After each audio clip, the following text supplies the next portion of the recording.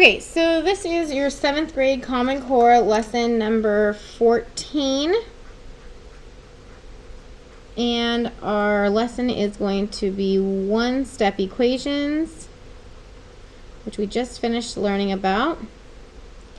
But this time we are going to say with rational numbers,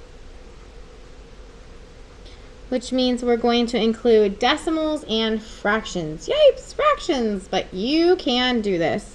So we're going to start with, well, actually, let's start with writing the objective, which you should have written from your Canvas. And if you haven't written it, you need to stop this video and go back and write your objective, which should read, I can solve one-step equations containing rational numbers.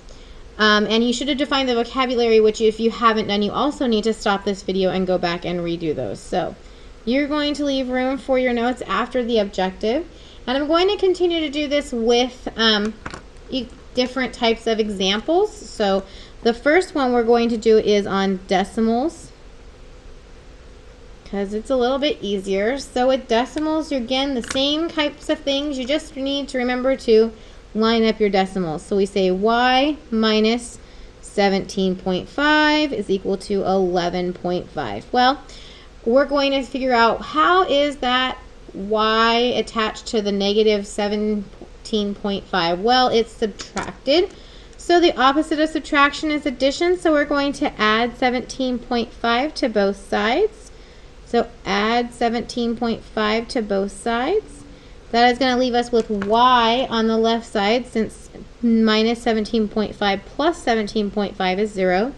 And when we add these together, we're going to have 2.5s. We're going to 5 plus 5 is 0, carry the 1, 7, 8, 9.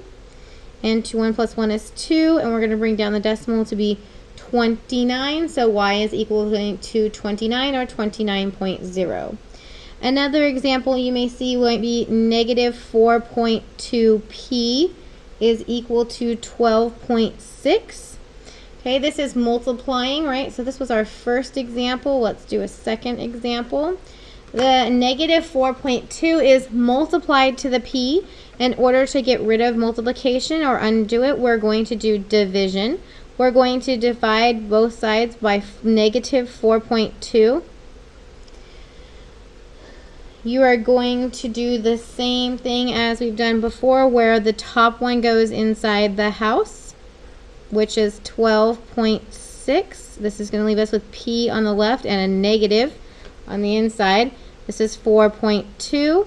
We're going to move that decimal place one place to the right, leaving us with 4.2 on the outside of the house, and 42 on the outside of the house, and 126 on the inside of, on the inside of the house. So how many times does 42 go into 126?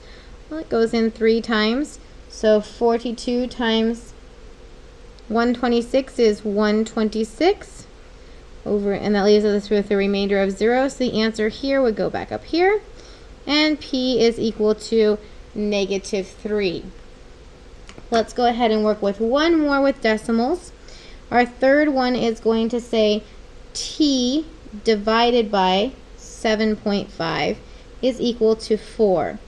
Well, how is the 7.5 attached to the t? Well, the 7.5 and the t are attached by division.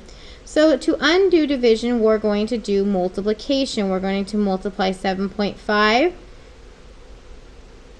on both sides. This is going to cross cancel, leaving us with t equal to 4 times 7.5, which if we do work that out like this, we're going to say 5 times 4 is 20. Here's a 0, carry the 2. 7 times 4 is 28, plus 2 is 30. And we have one place to the right of the decimal, so from here we're going to move it over one place, and we're going to get to have the answer of 30. Okay, so the answer is t is equal to 30. Again, decimals not so hard. But now we're going to do your favorite, I'm sure, your favorite fractions. Fractions are great and really not that hard when you take your time and break them down.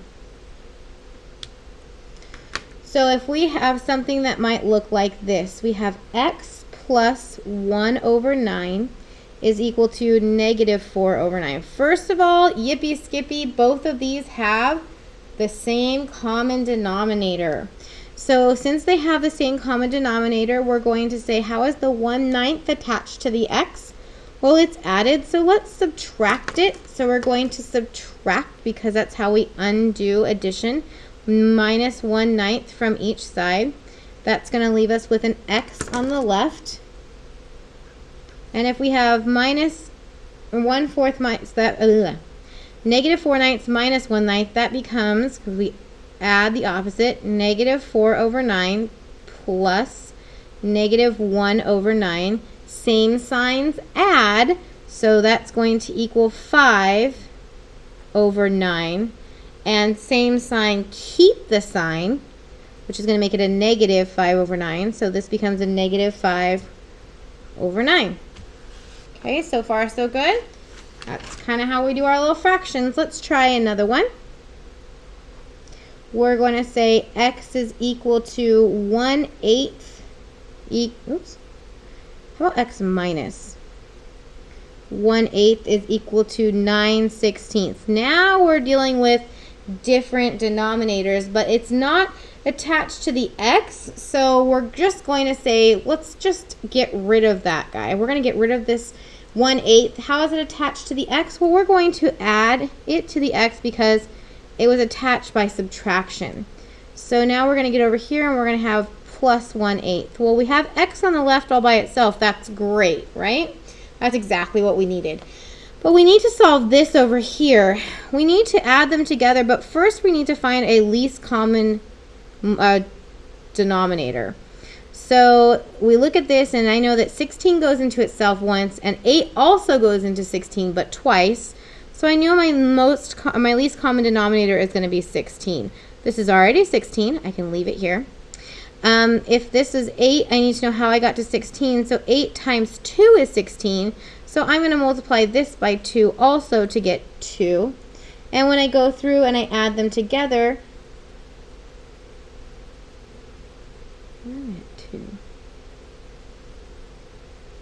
I'm going to get 11, 9 plus 2 over 16, because we add the tops and the numerators and we leave the denominators.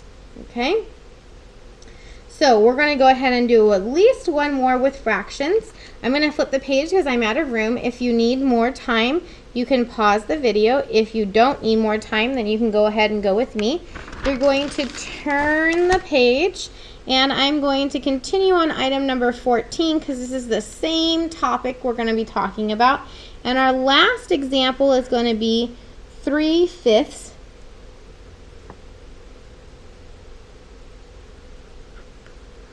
W is equal to 3 over 16. Well, I know that 3/5 is attached to the W by multiplication. So I'm going to want to divide both sides by 3/5, right? Which looks crazy weird because we're not really going to divide by 3/5. That's craziness, right? But we do know that those two would cancel out, leaving us with W is equal to this giant problem. Well, that's the same thing as saying 3 over 16 divided by, because that's what that line means, 3 over 5. And if we remember, we say copy dot flip, or in algebra we say invert and multiply. So copy is going to be the 3 over 16, or keep, okay? Dot or multiply, change this to multiply, and flip would change this over here to 5 on the top and 3 on the bottom. We talked a little bit about this before. The next thing we probably should look for is, can we cross multiply? Well, 6 and 15 don't have anything in common, but the 3's do. Those each go into each other one time. So then this becomes 5 times 1, which is 6 over 16, because that's 16 times 1. And that can both be reduced by 2, so we're going to make that 3 over 8. Oops, this is 5. I added. Mrs. None, Mrs. None. That becomes 5/16, and that's where it's going to stay, as 5/16. So we bring that back down here, and we say that W is equal to 5 over 16.